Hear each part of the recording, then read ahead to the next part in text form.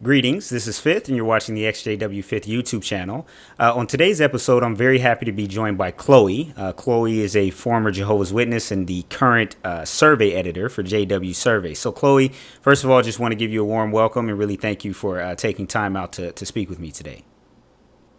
No problem. Thank you for having me.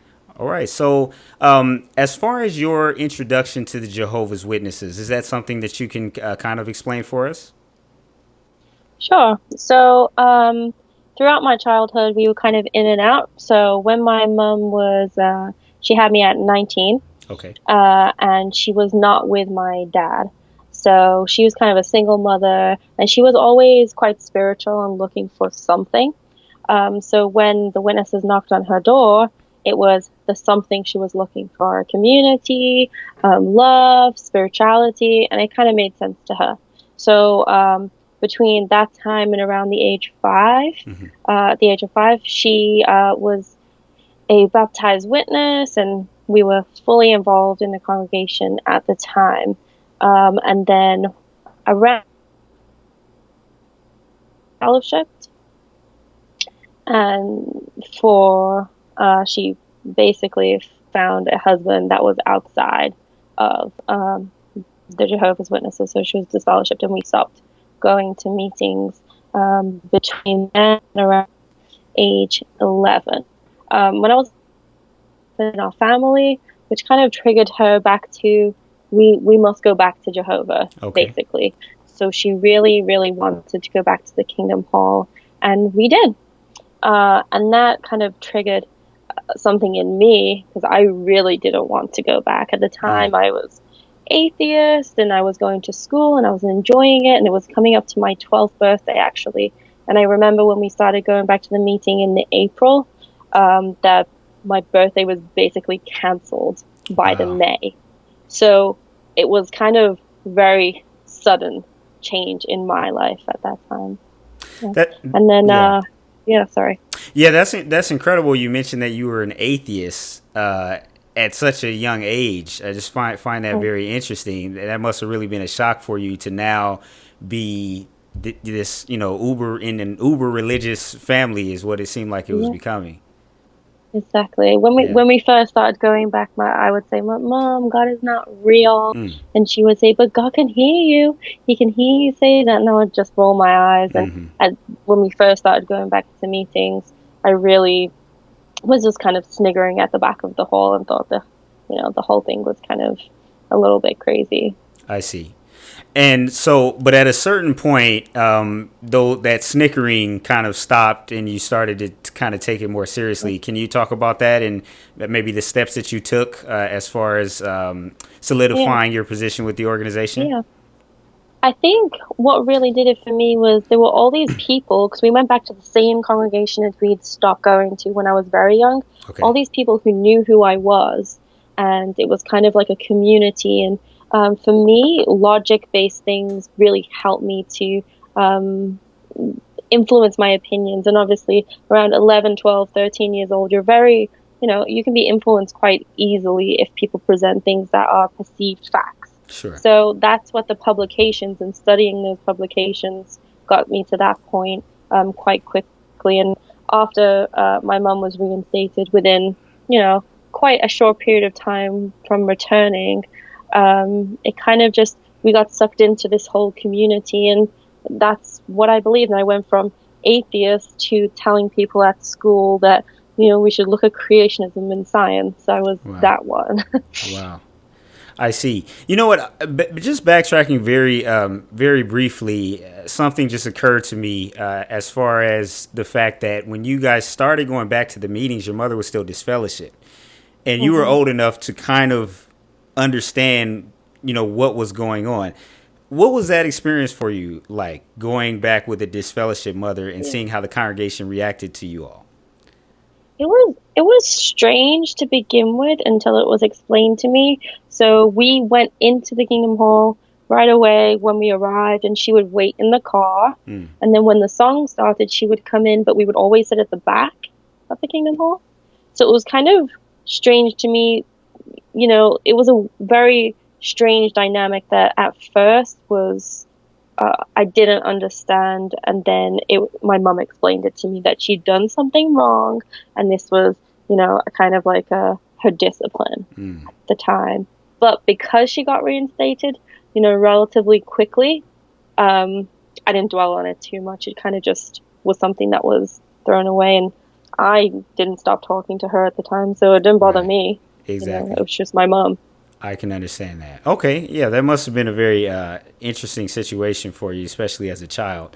Now, going back to kind of where we are in the stream of time, you mentioned that now you're to the point where you've dropped the whole atheism belief, and now you're actually speaking with your classmates and things of that nature. Hmm. Did you become an unbaptized publisher at any point after that? Yeah, very quickly. So as I said, my birthday was around May. I Mm. was 12 years old then, and then when I was in my 13th year, I became an unbaptized publisher.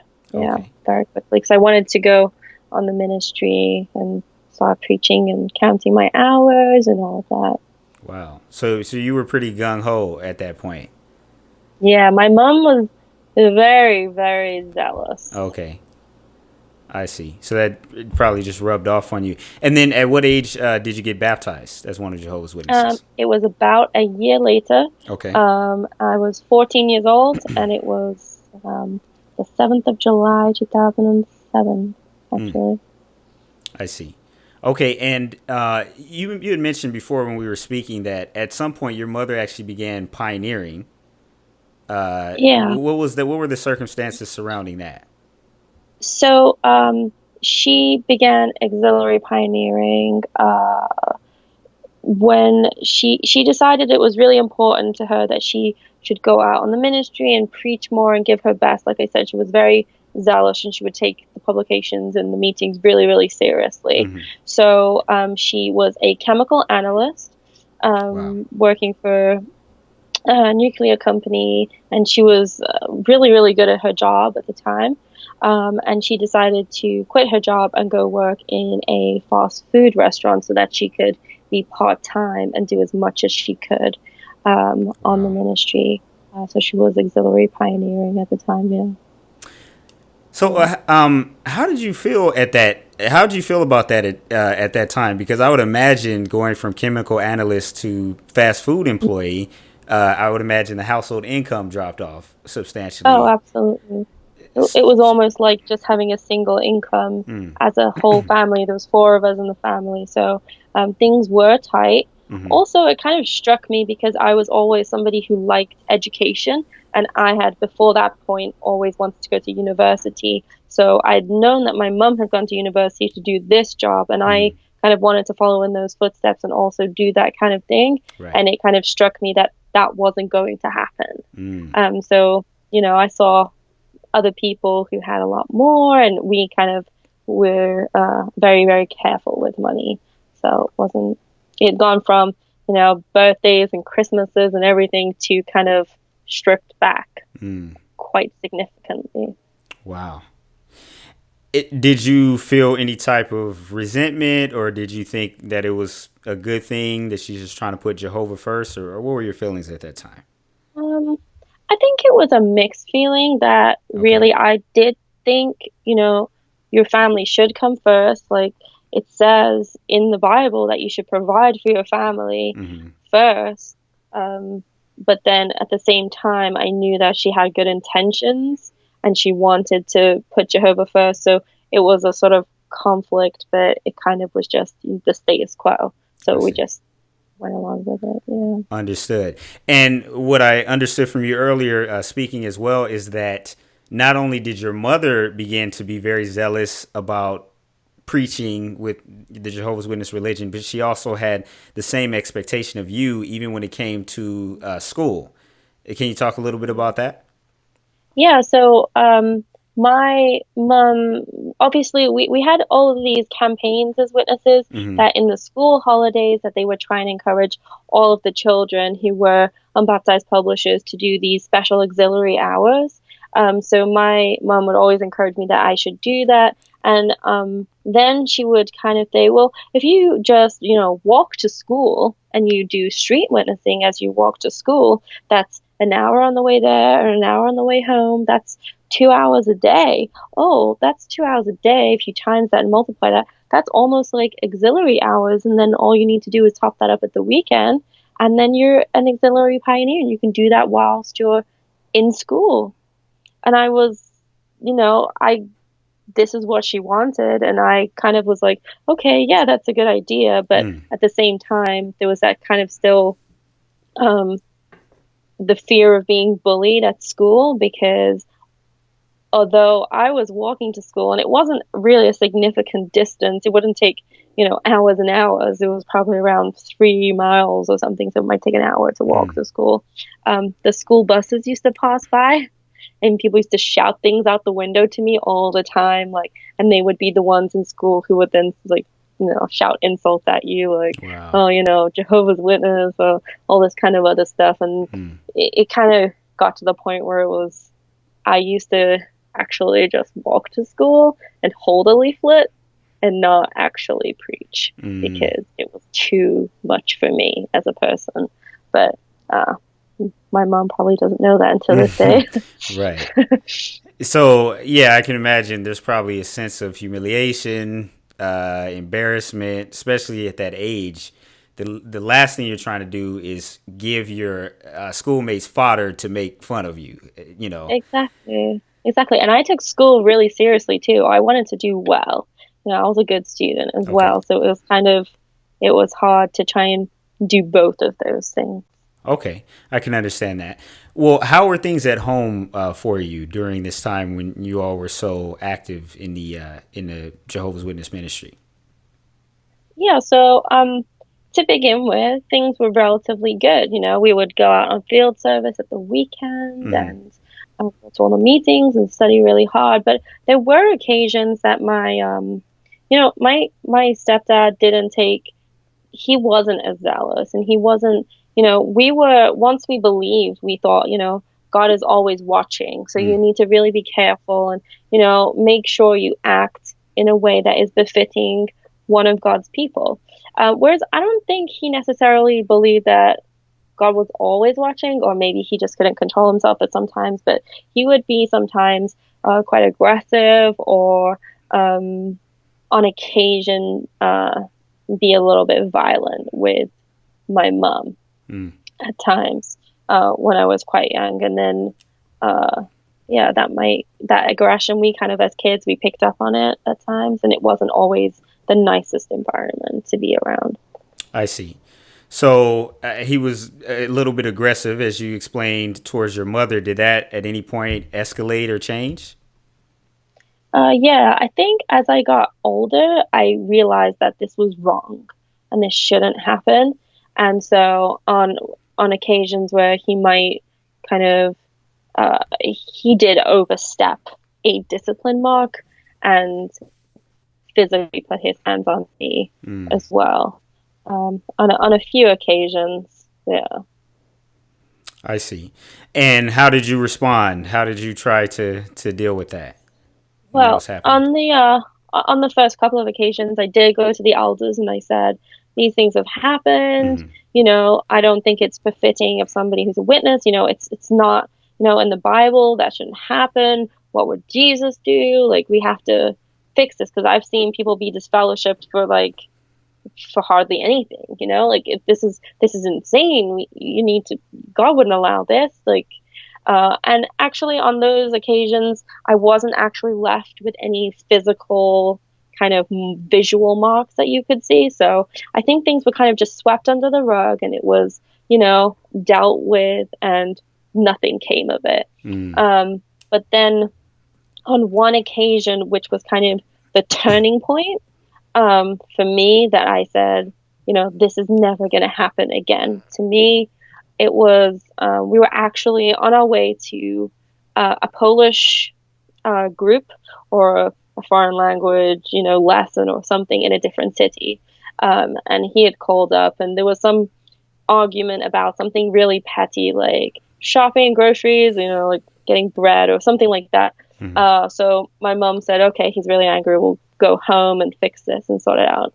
And we went home, and it turned into a fully blown violent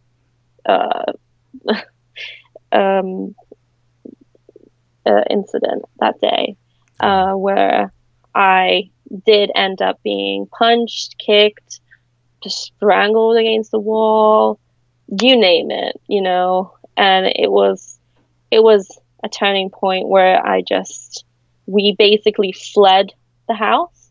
At the time, my little brother was scared out of his mind, and we had to leave him behind. Otherwise, we wouldn't have been able to leave the house.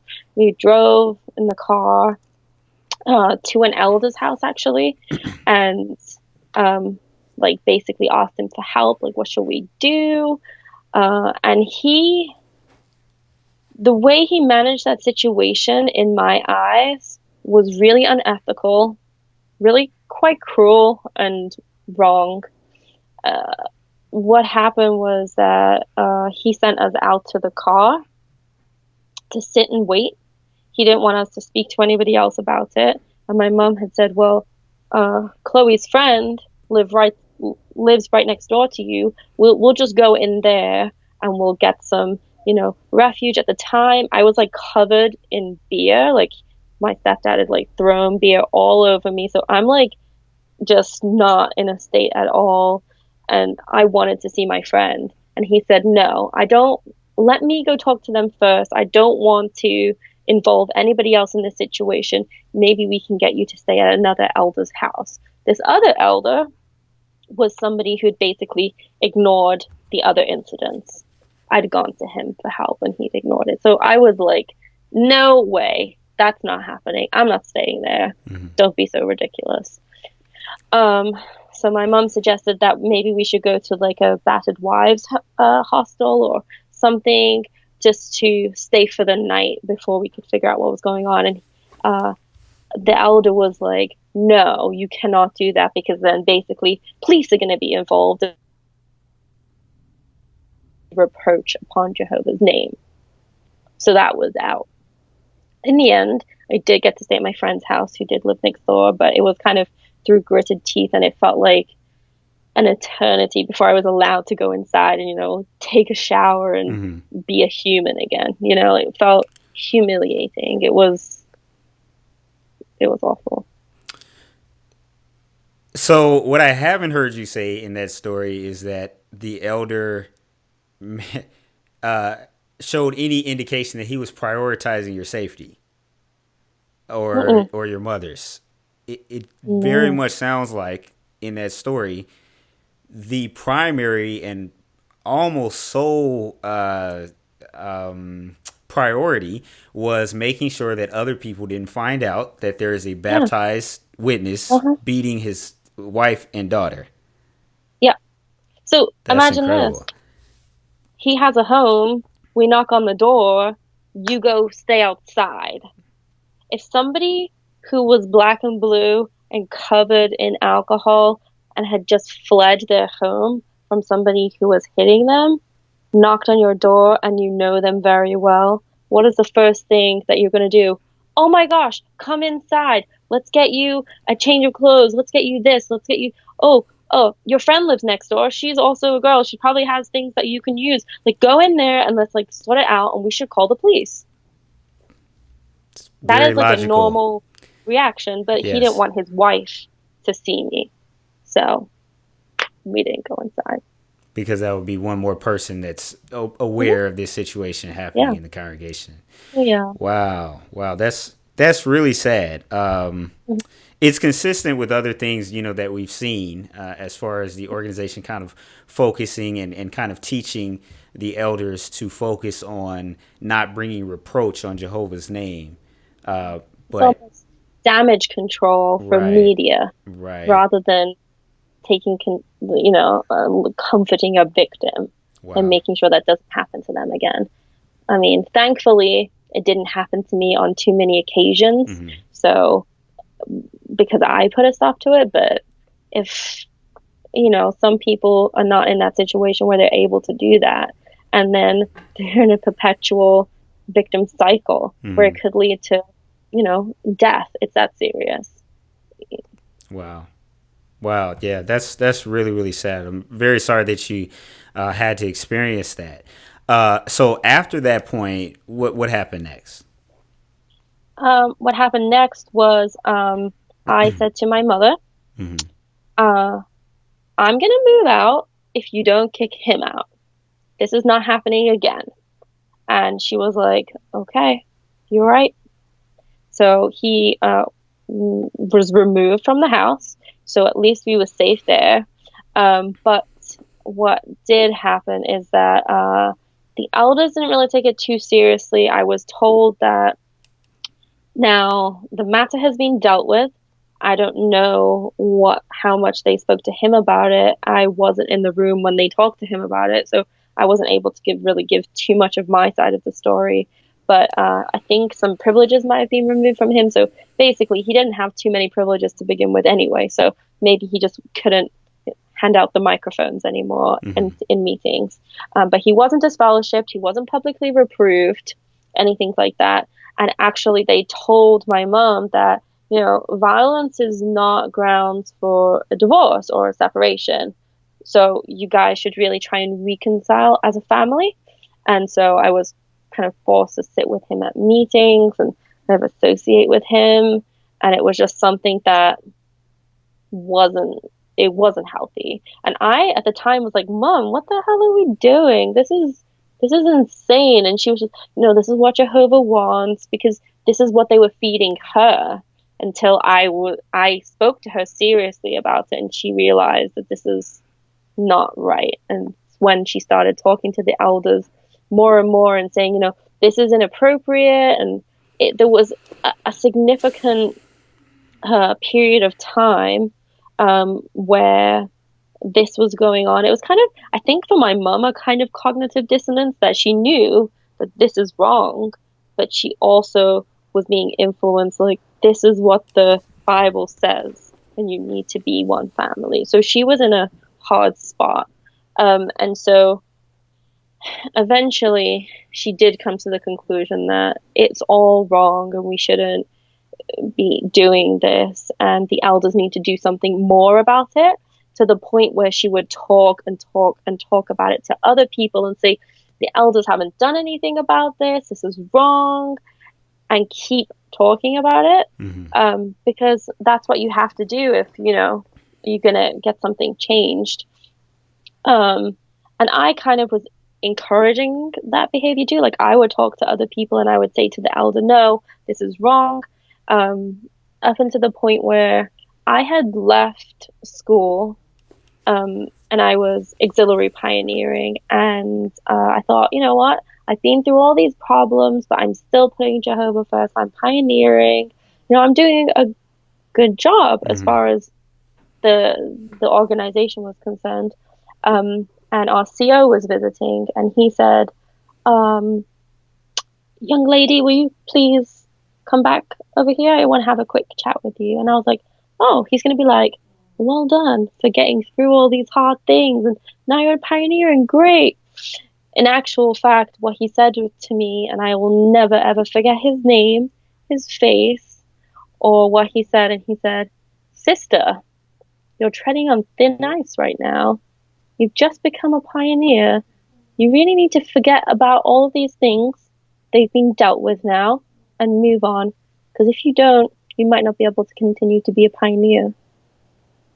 And I didn't even say anything, because I'm standing at the back of a Kingdom Hall with people around, and there's this gentleman who is, retirement age, maybe 70 or so. His stature is big. I'm 17 years old. And I'm like, oh, oh my gosh. And I couldn't believe it. I couldn't believe it at the time. Wow. So again, even at this point, you have not been comforted or really checked in with. You've just been told to keep your mouth shut and Yep. move on, Yeah. and that And the matter and has been in dealt with without actually telling you what that means. You just had to oh try to yeah, piece it together. way, it's nothing. Incredible. And I did I found out a few years later. I didn't know this at the time because my mom didn't tell me. She didn't want to like upset me at the time, but she Okay. told me years later that the elders in the meeting said to my mom like, "Oh, are you sure this wasn't just discipline? What did she do to trigger this kind of violence?" Wow. It just shows you what kind of place that they're coming from. That maybe I'm not sure because I haven't spoken to enough people about it, but maybe they think that kind of violence is okay when Right. it's towards kids. If they've done something wrong, you can hit them, no problem. I don't know, but that's what it sounded like to me. Like I deserved it. Like he Yeah. must have done something to Right. deserve that. Yeah. Yeah. Victim blaming So, for sure. Like, why would he ever oh, hit you for no reason? Right. exactly. Why would that ever happen? Wow. That's Yeah. really sad. Um, yeah. So yeah, so that's kind of this my story as far as it comes to me living where I was living in that city. And then I decided it was time for a change and I really wanted to move somewhere else. So I got a job and I moved to London, which is where I live now. And meanwhile, there's this whole kind of that story has not ended in my hometown. So they continue to talk to my mom, and my mom continues to talk about it and goes on about it, whereas I'm trying to just kind of move on and get away from the situation. And I think maybe the elders in this congregation in London are going to be different. They're mostly Bethelites, and I like them a lot. I knew about them because my grandparents actually live in London, so when we used to visit that Kingdom Hall too. So I knew everyone, so it was like a safe space Right. for me. Um, Move on a little bit of time, maybe I don't know, just under 6 months or so, and my mom actually got disfellowshipped in Liverpool for reviling, which was basically what they used to shut her up. They said that she was reviling against the elders, like the men in charge. Because she was speaking out against the elders, they classed that as kind of being disobedient to God's arrangement, and they labeled her as a reviler, and then announced that she was no longer one of Jehovah's Witnesses. Um, yeah. So at the time, I was very confused because I'm like, okay, she was speaking out for me and for her because it was wrong what happened, but did she go too far? Was the way she did it wrong? I don't know. Now I'm confused and I'm in a kind of, I've got cognitive dissonance about this situation now. Like, I know what's right, but they're doing this and this is the arrangement and this fellowshipping is for something. Um, and I spoke to one of my elders in London about it, and I was like, okay, this is the situation. My mom, this whole situation. You think it was wrong the way it was handled. You told me that. And he says to me, well, maybe you just need to say to your mom that you don't want to have contact with her until she comes back to Jehovah. And I was like, huh? What? But she didn't do anything wrong. So, confusing. So for a little while, I didn't speak to her, but it was a matter of a couple of months or, a few weeks. And I was dating somebody at the time as well who was a witness. And he actually ended the relationship with me when my mom got disfellowshipped, which was, not really a coincidence. I think it was more, his family was this perfect family, elder, pioneering, everyone's, doing, well to do. And you couldn't really be dating someone who was just them, Right. doing their thing. So that happened. And actually, there's a whole situation in my hometown still going on with my little brother. And there's this whole custody, like really, really nasty custody battle going on between my ex stepdad now and my mum for my brother. And it actually sent her to get really sick. And she ended up in a psych ward. She had a psychotic break. And she had some really, really close friends that I thought would be able to help and go see her and, bring her basics like clothing and that kind of thing. And actually, nobody went to see her. The most that anybody did, which was kind of, to them, I think thought they were doing a really good thing, but to me, I don't think it's good enough. Somebody dropped flowers outside her house when she'd left the hospital and kind of rang the doorbell and left to say, because disfellowship, and you can't speak to them, you can't talk to them. They thought they were doing the best they could and kind of beat the rules, if that makes sense. Yeah. It was just wrong, in my opinion. I don't respect that at all, but because nobody kind of like who was a witness and was baptized and not disfellowshipped didn't go and see her, in my head, that was like an automatic turn off to the entire thing. How can you kind of abandon someone in their time of need when she is one of the most kind people you will ever meet? She has nothing but good intentions. She would do anything for any of her friends, and she did on multiple occasions, and they abandoned her. And I just couldn't deal with that. And that was in March 2013, and I haven't been to a meeting since then. Wow. Yeah, that was the final straw, and understandably so. There's so many really bad layers to what you just described.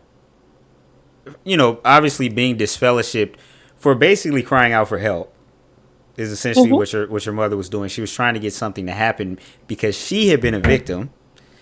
Yeah. And the elders, again, instead of focusing on her or you, are focusing on the fact that they, in their position of elder, are being undermined, essentially.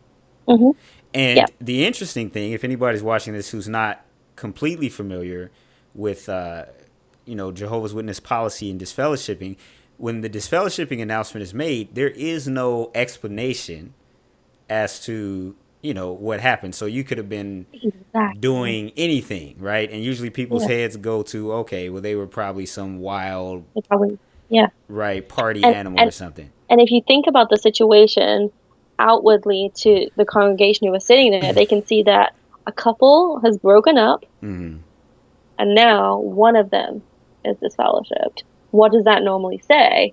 Oh, there's probably been some kind of adultery involved here. Incredible. That is the most common reason for people being disfellowshipped. Yeah. Like, it's just so. And to this day, there are people who've left the Jehovah's Witnesses who knew me back then. They had no idea that any of this was happening. And when I tell them, they're like, what? I'm like, oh, you didn't have a clue? They covered it up so well. So well. Incredible. Wow. Yeah, that's a horrible ordeal. I'm not surprised that you had your last meeting not too long after that. So at that point, had you decided that this is not the truth, or were you just kind of irritated with these people more so than anything? It wasn't that I'd let go of all of the belief system and the doctrine. It was that I saw that they would say all the time, you can tell Jesus' organization by the love that they showed. And I felt that there was no love for me or my family there. So I just thought, I don't want to be around those people. That feels toxic to my life. And at the time, I was so stressed out all of the time. I just felt like that's one too many things for me. Thank you very much. And I just decided it wasn't for me. And I actually also ended up in a romantic relationship with somebody who was not a witness, who was kind of showing me what like real love is. When I was unhappy, it was there. When no one cares what your mother does and what is going on, and has compassion for your situation, and know everything about me. And one time, I felt kind of guilty because Stephen Latt was speaking in London, and our congregation was invited, which you'll know is supposed to be, it's supposed to be real privilege. And I was invited to go. down and see him in the venue that he was actually going to be in. And if anybody does the governing body they're the men who run the entire organization, and they are said to have this close connection with God. That's what you're led to believe. Mm-hmm. So for me, I was spending time with this person, and they said to me, I felt guilty because I didn't really want to go, and I was going to go. And he said, Chloe, you're a grown woman.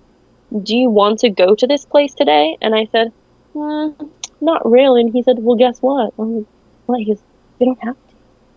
You can make that decision for yourself. And I was just like, oh, wow.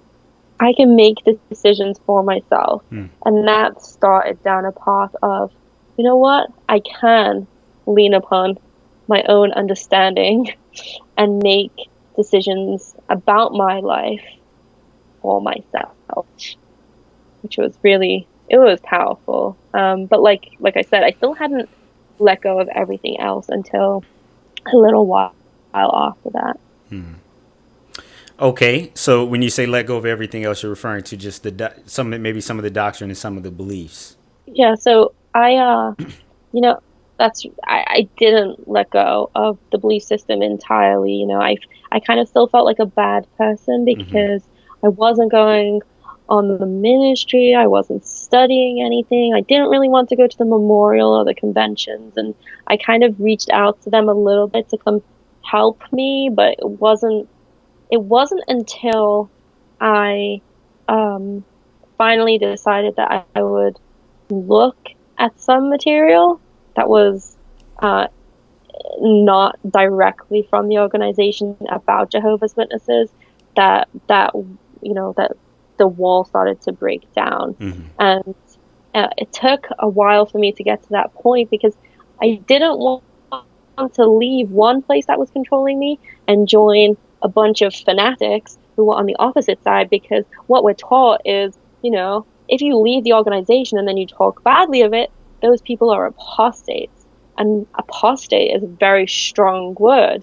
It's given all this loaded meaning, which is not what it really means, but as a witness, that's all you know. You're introduced to that word through the witnesses, and they would say that those people are bad and angry and they want followers for themselves. And I did see a few videos where I did see some people angry, and I just kind of left it, and I just decided, I don't want to be a part of any of that either.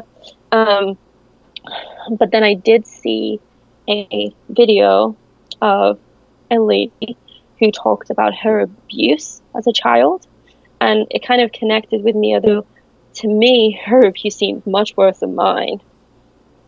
I realized that this was something that didn't just happen to me, that it was something that was happening all over the organization worldwide.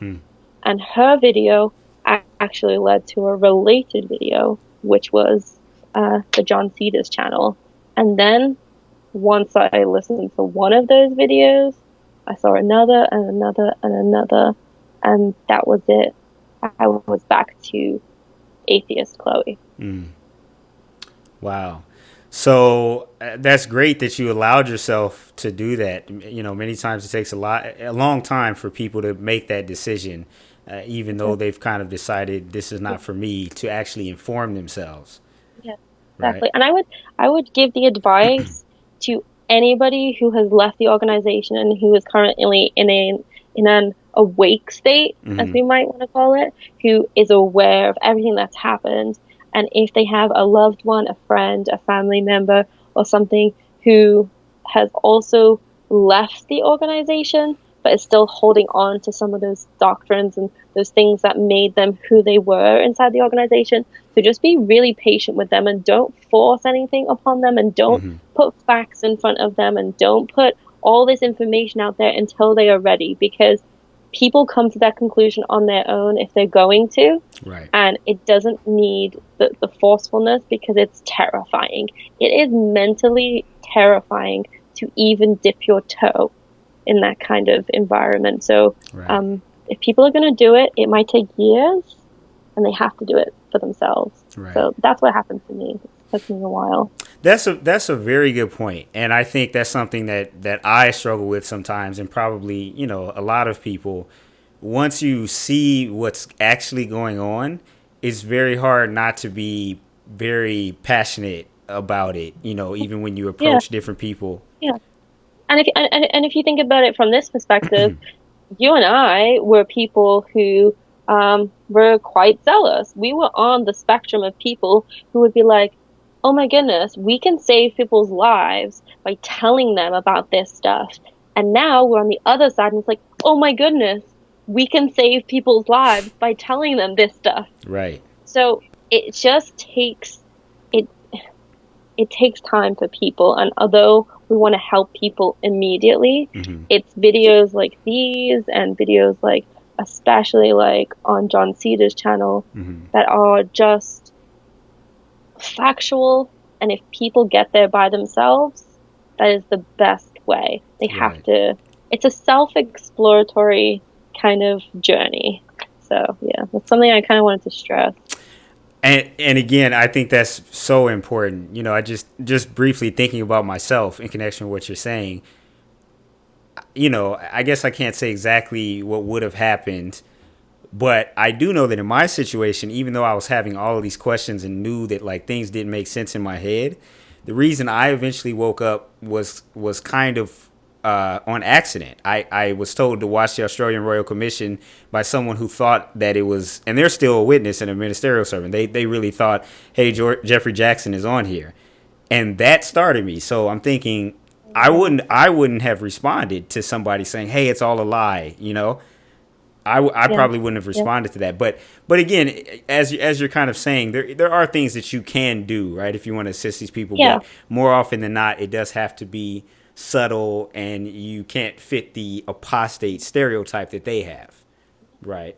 Most of the time it's just being there for those people and showing them that you're a regular human being that actually just cares about them as a person, Right. and you don't care what they believe so long as they treat you with the same respect that you're showing them. And that can probably do way, way more good than harm, because these people who are thinking about it or who have left for a different reason Right. have probably not been treated the best when they were in the organization. So Right. just showing love and compassion and, being a genuine friend is Absolutely. going to do way more. Very excellent points to all of those. So, digressing slightly back to your particular Yeah. story. Once you started, you watched John Cedar's videos, and you kind of reverted back to your atheism that you had as an 11-year-old child. What happened next? What was the progression? Your family, or anything? Yeah. So it does have a happy ending, really. Well, it's never the end, but we're on a good pathway right now. Okay. So I was just like kind of watch those videos on the regular and, get on with my life and my career and, work really hard and also enjoy life and go travel. I've been to, lots of places since then, and Mm-hmm. I've met so many really good people, and my whole family situation is so much better. My mom and brother actually live together now, and they're really happy. They're both not witnesses. My mom is mentally out as well as still being disfellowship, but she is mentally out, and so is my brother. That's great. So we actually still have, the parts of our family that we wanted. And actually, they just spent a week here, and we just went to see a show. It was great. Yeah. And I did reach out as well to Lloyd Mm-hmm. Evans, who is the person who runs the John Cena channel. And I said to him, if you're ever in London and you need help technically or anything, let me know. And he said, actually, that would be great.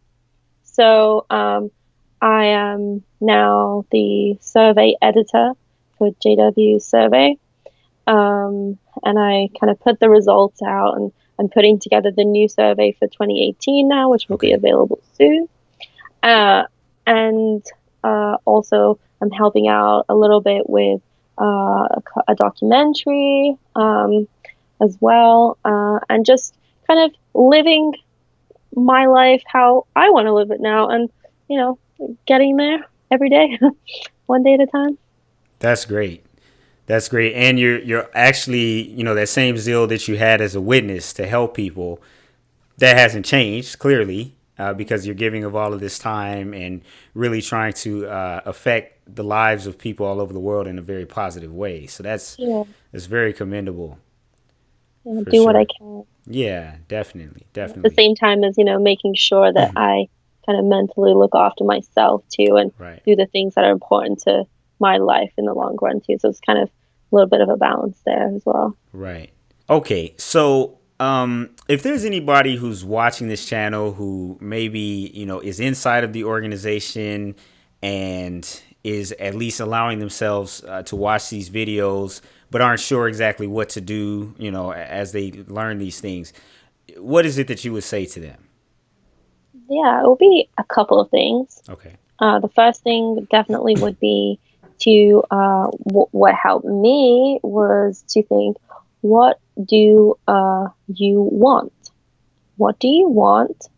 What do you actually think you as a person? If you take away all of the outward influence and anything what other people tell you should do, Mm-hmm. what is your gut feeling?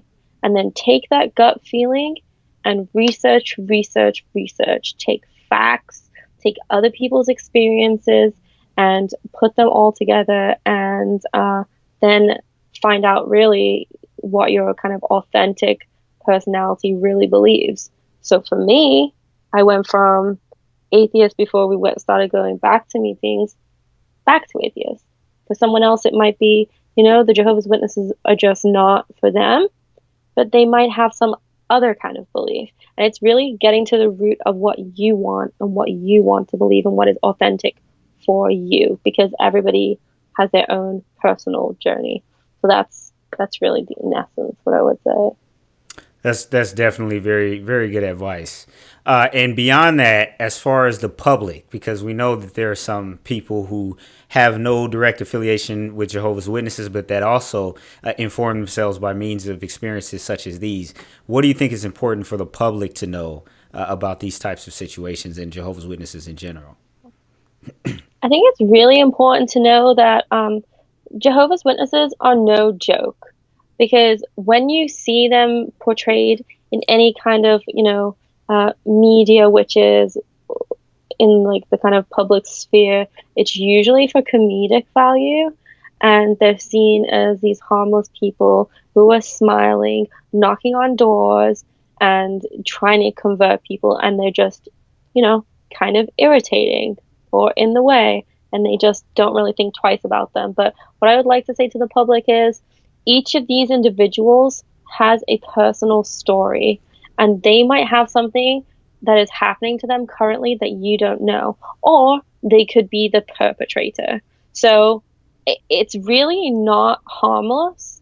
There are some insidious parts, and it's really important that it is taken seriously, that it's not just another religion. Yeah, I would Very, say. very true. I agree wholeheartedly with those sentiments. So, on that note, Chloe, I want to thank you for taking this time out of your busy schedule to be able to share your story and share your experience and be so open with a lot of personal details related to what you have gone through. And I'm sure that because of that openness, a lot of people are going to be able to identify and identify with what you're saying. Thank you for having me. It's probably the first time that I've actually shared the story from start to finish in Right. the public sphere. So it's kind of nice actually. But thank you very much for reaching out to people like me and so many other people as well, and trying to get those stories out there where possible, because it's really important, and you're doing a lot of good work. So thank you for that. I really appreciate that. And likewise for you, all of the things that you're doing at JW Survey. Just wish you all the best on that and, continue to enjoy life. Thank you. All right. You So, too. okay. Thank you.